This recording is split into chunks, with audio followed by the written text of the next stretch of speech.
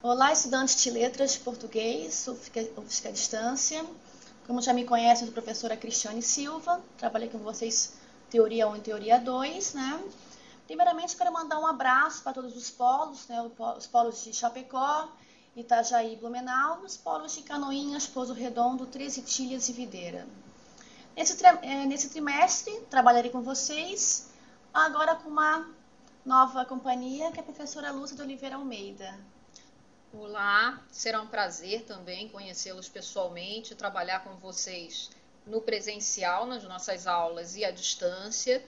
Eu estarei nos polos de Três Itilhas, Videira, Chapecó e Blumenau. Aguardo com ansiedade assim encontrá-los. Nesse ano eu vou trabalhar com os polos de Pouso Redondo, Canoinhas e Itajaí, que é a primeira vez que eu vou conhecer esse polo, também estou com bastante expectativa, né? Pois bem, esse ano, esse trimestre, mais uma teoria, a teoria da literatura 3. Vamos estudar nesse trimestre correntes críticas do século XX, né? Para melhor entender o que nós vamos estudar no presente, no futuro, melhor fazer um breve resumo do que estudamos até agora, na teoria 1 e na teoria 2. Pois bem, vamos lembrar um pouquinho o que nós estudamos na teoria da literatura 1. Estudamos os clássicos da literatura.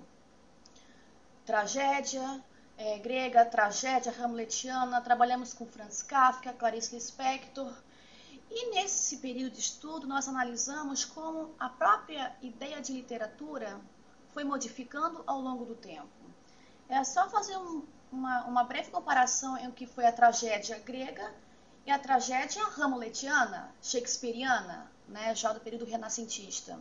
O que está envolvido na poesia, na arte grega do início do século V, VI a.C.?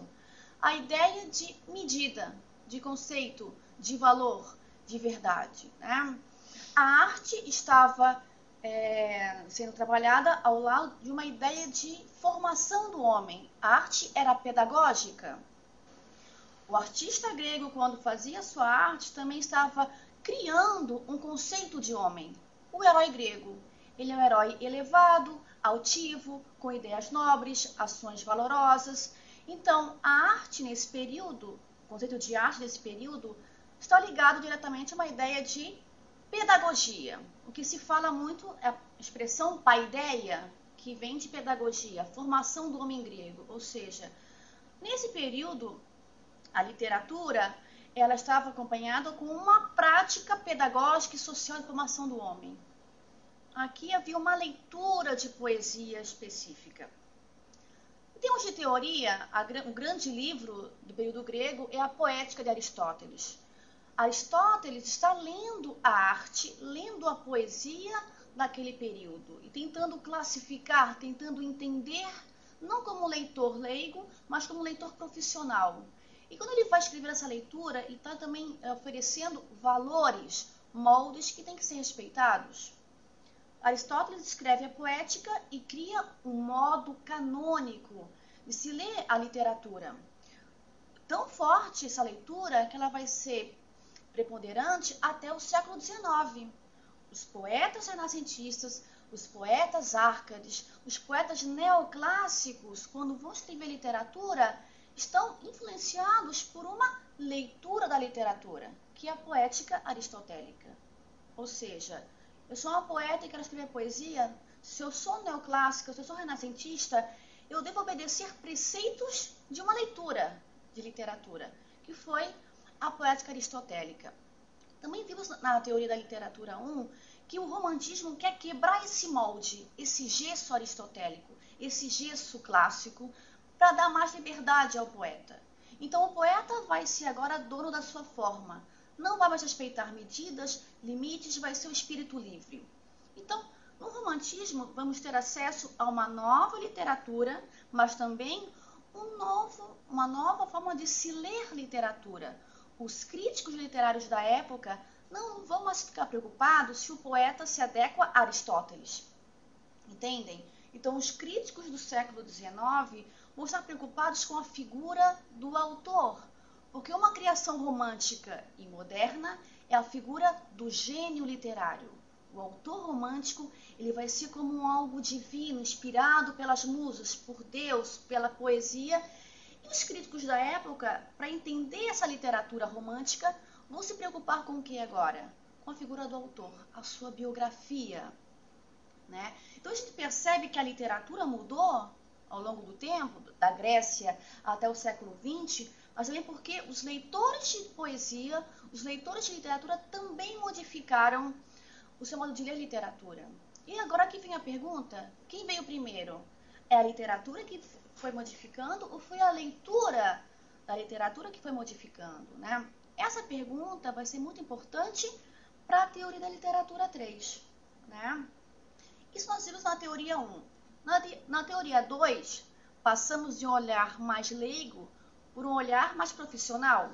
Na teoria 2, estudamos narrativa e poesia, não para saber como nos sentimos ao ler literatura, mas um olhar mais técnico. Por exemplo, na narrativa, tivemos que estudar os aspectos constituintes, narrador, personagem, tempo, e na poesia também as figuras, né, de ideias, figuras de construção, as figuras de linguagem. Então, foi um olhar mais profissional. Agora, na teoria 3, a nossa preocupação primordial é os modos de ler literatura.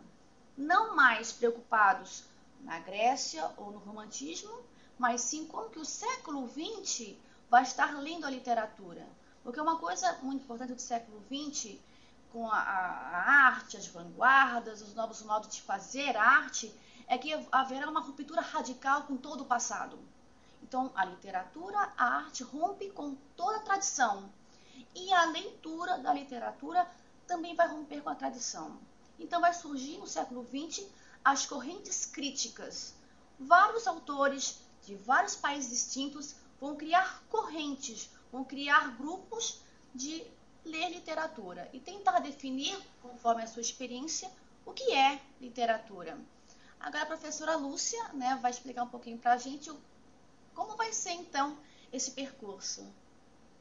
Bom, como a professora Cristiane vinha dizendo, a ementa da teoria 3, ela propõe uma viagem pelo século XX, né? É uma viagem, portanto, num período de tempo bastante longo, é uma viagem um pouco comprida, né, que exige de nós, então, uma dedicação, porque nós temos 3 meses para fazer essa grande viagem. E uma viagem que pode ser muito interessante também, porque, como bem disse a Cristiane, a gente até agora nas teorias conviveu com esse encantamento, com essa mágica da literatura. E agora eu espero também que a gente conviva nesse curso com o encantamento de ler os críticos, né? É uma coisa também interessante e cada vez fica mais difícil fazer essa divisão, né, rígida, literatura de um lado, ensaios críticos de outro, quer dizer, tudo faz parte de um conjunto e esses conjuntos vão se encantando um ao outro. Então, a gente conta com a dedicação de vocês agora a essas leituras. Essa viagem, como a Cristiane tão bem disse a vocês, ela também não é apenas num tempo, que é o século XX, ela é também uma viagem por um espaço variado, por vários espaços. Nós vamos passar por textos de autores russos, autores americanos, húngaros, brasileiros, franceses, vários autores franceses. Então, é uma viagem muito interessante mesmo, e que tem, digamos assim, para que nós consigamos nos ordenar um pouco, um eixo, uma determinada lógica proposta, né, pelo nosso curso, que eu vou tentar explicar rapidamente para vocês agora. Eu e a Cristiane, nós fizemos nesse tempo, antes de iniciar o curso, um trabalho conjunto, que foi o de elaboração do livro-texto de vocês, né? O livro é de nossa autoria, nós fizemos juntas, levando em consideração tudo isso que nós estamos falando aqui. Quer dizer, como elaborar um livro que desse conta daquilo que nós consideramos de mais importante, imprescindível, que tivesse que estar presente para que vocês pudessem ter noção dessa viagem, o quão ela é interessante. Então, eu e Cristiane, cada uma de nós escolheu 4 correntes críticas, né, que nós consideramos muito importantes para que, a partir da leitura dessas correntes, caso vocês se encantem, como nós, vocês desejem, vocês possam alçar o voo de vocês pela crítica dali em diante. Então, nós estamos propondo, digamos, um modelo básico. É óbvio que o século XX não se esgota ali de jeito nenhum, nem foi a nossa ideia quando fizemos o livro. A nossa ideia é oferecer a vocês a possibilidade de entrar em contato com essas correntes e que, a partir dessa leitura, vocês possam alçar seus próprios voos. Bom, a base do nosso curso, da Teoria 3, é a seguinte: ela tem basicamente 2 eixos, né? É a crítica intrínseca e a crítica extrínseca. Esse modelo é um pouco rígido? Ele é perfeito? Talvez não, mas ele nos ajuda. Ele nos ajuda a entender um pouco a complexidade do século XX em termos críticos, porque são muitos autores e muitas correntes. Então, a gente precisa, de alguma maneira, ordenar essas correntes para que vocês possam compreender melhor, né, essa trajetória.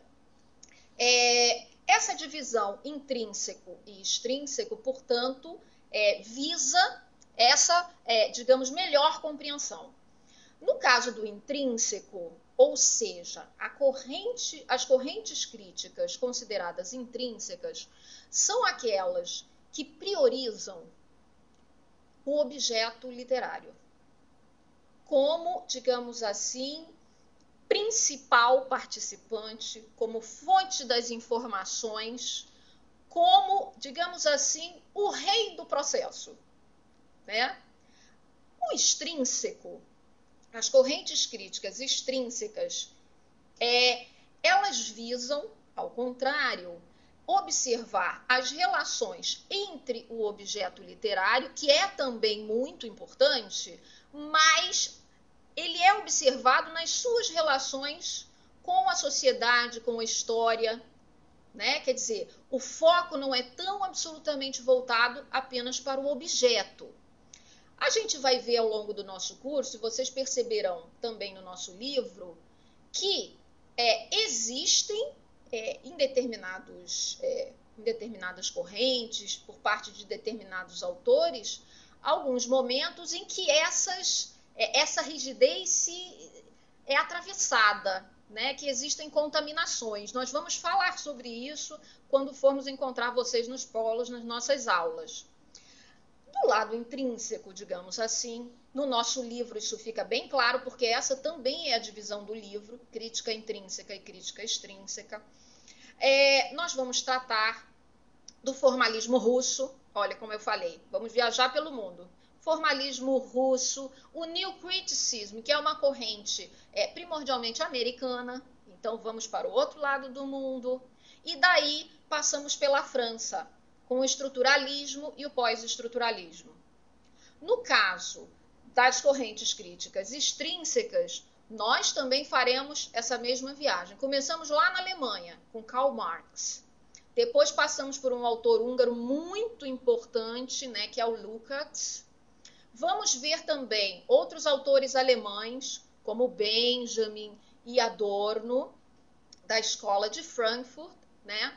Passamos pelo Brasil, lendo Antônio Cândido e Roberto Schwartz, autores brasileiros que investigaram profundamente as relações entre literatura e sociedade, e terminamos nas leituras mais contemporâneas que visam observar essas relações, né, tentando fazer um resumo para vocês dessas correntes mais recentes. Nós escolhemos aí os estudos culturais, né, os estudos culturais que contemplam muitas leituras diferentes, voltadas para as minorias, para o gênero, enfim, vocês vão ver no nosso livro.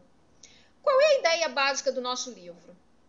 A ideia básica do nosso livro é ajudar vocês na leitura desses ensaios, que são a base do nosso curso. os ensaios críticos. Então, o livro ele está formatado da seguinte maneira. Nós, no livro, já estamos trabalhando com os textos desses autores. No final de cada parte do livro, os ensaios estão recomendados como leituras para vocês. Bom, nós contamos com essa leitura. Nós esperamos que vocês leiam o livro, sim, mas também leiam os ensaios. Muitos deles bastante curtos, inclusive. Ensaios pequenos, alguns um pouco maiores, e nós contamos com essa leitura de vocês. Por quê? Porque as nossas atividades, as nossas avaliações estarão justamente voltadas para esses ensaios, que são, nesse semestre, nesse trimestre, né, no caso do EAD, que são o corpo do nosso curso. Né? Esses ensaios são a base do nosso curso. Então, a gente conta com a leitura de vocês desses ensaios. Voltando à questão do século XX, é importante observar que essas correntes críticas, as intrínsecas e as extrínsecas, ambas, né, os dois eixos, estão preocupados, como a Cristiane falou, que houve um grande rompimento, final do século XIX e início do XX, com as vanguardas. Então, elas estão muito preocupadas em, digamos assim, em definir, em tentar, de alguma forma, sistematizar naquele momento, nos momentos ali em que cada uma delas acontece, o que é literatura. Então, vocês vão entrar em contato com vários conceitos que são importantes para essas correntes no momento em que elas estão investigando, né? Em que elas estão elaborando, digamos assim, a sua crítica, a sua leitura da literatura. Então, alguns conceitos serão muito importantes, eu chamo a atenção de vocês para alguns, né? O conceito de sistema e de estrutura. Estrutura vai ser muito importante no caso da crítica intrínseca. Do lado da extrínseca, a gente vai ter a metáfora arquitetônica do Marx, né? A infraestrutura e a superestrutura, que vão ter relação com aquilo que eu falei para vocês, né? A infraestrutura, a base econômica, e a superestrutura, todo o pensamento e instituições ligadas à cultura, religião, artes, né? Como que se dá essa relação entre a base econômica e esse outro eixo, que é a superestrutura? Então, como a professora Lúcia falou até agora, né, como vai ser importante essa viagem, né? E vocês podem até se perguntar o porquê estudamos isso, para que estudar isso, já que trabalharemos em colégio de primeiro e segundo grau, que não se trabalhar com literatura russa e americana e coisa e tal, né? Uhum. O que a gente vê até o século XX é que existe um conceito de literatura dominante, como foi o clássico, ou romântico, quanto mais original, melhor. E os livros didáticos que trabalhamos até hoje nas escolas são muito ainda alicerçados por esses moldes tradicionais, onde existe, por exemplo, numa pergunta de interpretação, qual a intenção do autor ao escrever aquele poema. Quando nós lemos isso no manual didático, estamos na esfera romântica, onde existe a ideia do autor enquanto gênio. Somente o autor pode explicar a sua obra. O maior ganho das correntes críticas do século XX é quebrar com isso. A ideia da intenção, a gente vai ver no neocriticismo, é uma falácia, é um jogo, é uma mentira.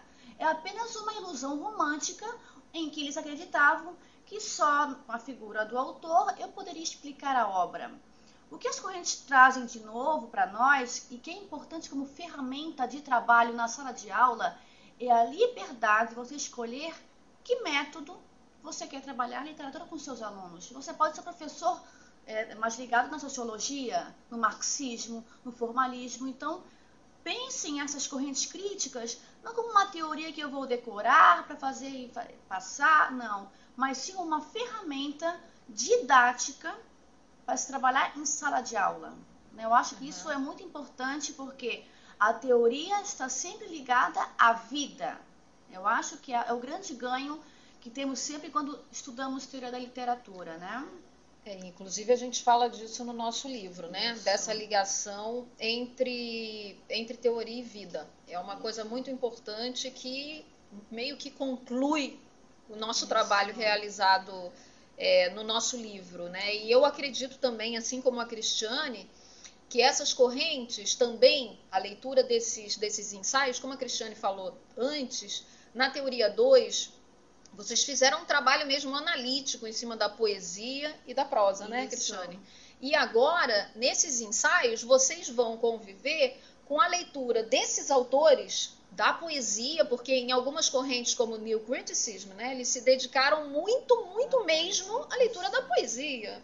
Os formalistas também, né? Então, quer dizer, vocês vão entrar em contato com muitas leituras e, novamente, com a poesia trabalhada por outros autores, o que será interessante também para vocês, como a Cristiane acabou de explicar, porque um professor, né, ele precisa do contato, e vocês estão num curso de formação também de professores, o professor ele tem que ter contato com uma variedade de leituras, né, para que ele possa se aparelhar, digamos assim, no seu trabalho como professor.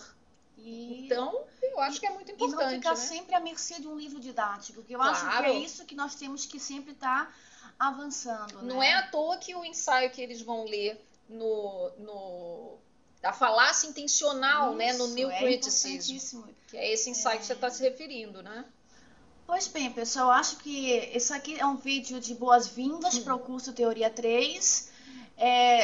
Como a professora Lúcia falou, temos que ler, mas pensem, como ela falou, um prazer de ler, né? Pensando sempre como eu posso adequar teoria e vida. Eu acho que é o mais importante, né? E vamos então em frente até, né, as visitas presenciais que faremos futuramente, né? Então, um grande abraço para vocês e boa sorte nesse ano que segue. Um abraço a todos, até lá.